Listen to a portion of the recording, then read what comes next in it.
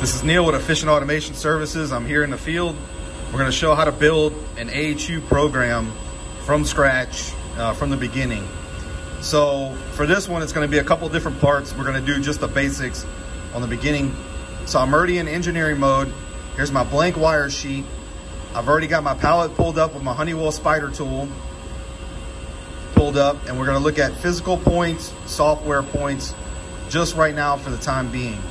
So for our current state, we're going to bring in a network set point. We're going to name it current state.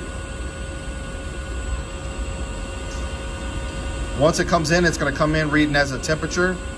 So we're going to go into configure properties. So here you could do a bunch of different choices, current, temperature. For this, we're going to do unitless. Instead of valve float, we're going to use occupancy, which is already built in to show occupied, unoccupied. It makes it easier when you go to pull in the points later on. So for Honeywell, 0 is going to be occupied, 1 is unoccupied. We're going to duplicate this since we've already got it configured, and then we're going to create next state.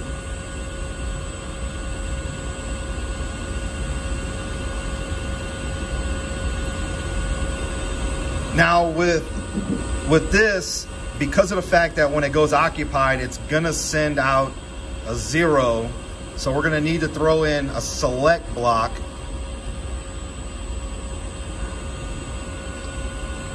For the occupancy command. So we'll just leave it named select.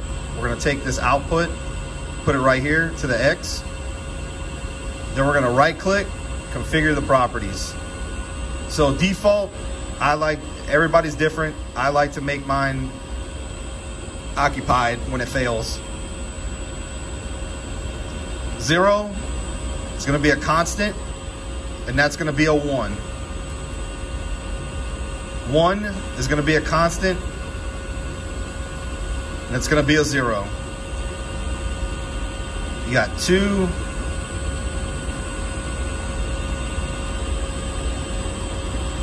Make that a 1. And I can explain later in other videos why we want to make these the way they are. So we'll click apply, click OK. Now I want to remove some of these pin slots. So we're going to get rid of 4 and 5. An execution order honestly doesn't matter. So now that we have our block showing our current state, now we're going to need our command. So that's going to be a binary output. We're going to call this fan start stop. Remember, you always want to keep your labeling the same, so that way when you go to pull the points, all the point names are consistent, and it makes it easier when you go to relativize your graphics.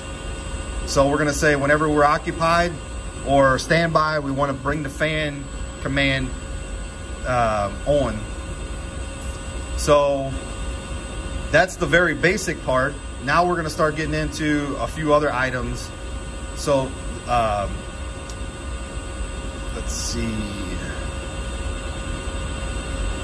So modulating input, that's going to be our return air temp.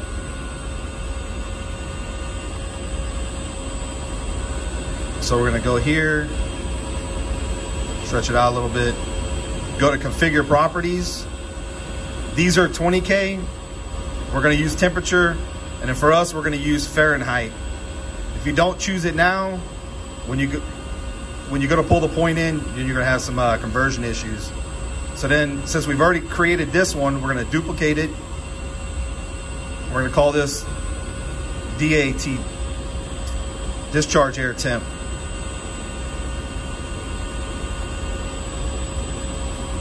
So what we're going to do is we're going to actually control our cooling PID based on our discharge air temp. So what we're going to do is we're going to do another video on how to create a PID and then and then what parameters you're going to need.